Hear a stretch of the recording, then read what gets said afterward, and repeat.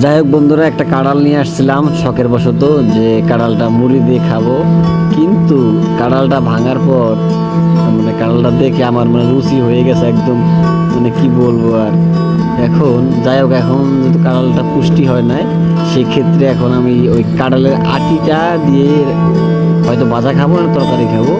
এখন তো একটা কিছু তো করতে হবে, তার জন্য আমরা কাঁড়ালের কোষ থেকে আটিগুলো বের করে নিচ্ছি, পরে আমরা রান্না খাবো বা ভাজা খাবো আলাদা হিসাব।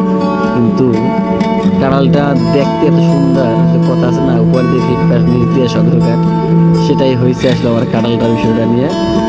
অক্সিজেনের কাঁড়ালটা ভাবছিলাম যে বের করে পিঠাও বানাবো, অনেক কিছু ভাবে দামি একটা কাঁড়াল নিয়ে আসলাম, কেন এখন অনেক দাম কাঁড়ালের প্রথম প্রথম। যাক, আসলে কপালে নাই, নেক্সটে কাঁড়ালটা খাওয়ার একটা ভিডিও দেখাবো আপনাদের, একটা সুন্দর রেসিপি তৈরি করবো কাঁড়াল দিয়ে।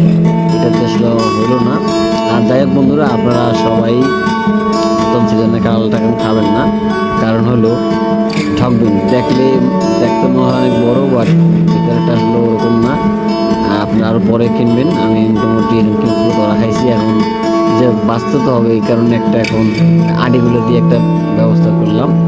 যাই হোক, আমি এমনি মিষ্টি ছিল, কিন্তু আমার কাছে কোষগুলো খুব ছোট ছোট, তো এই জন্য পছন্দ হয় নাই। মোটামুটি এখন ভালোই আছে।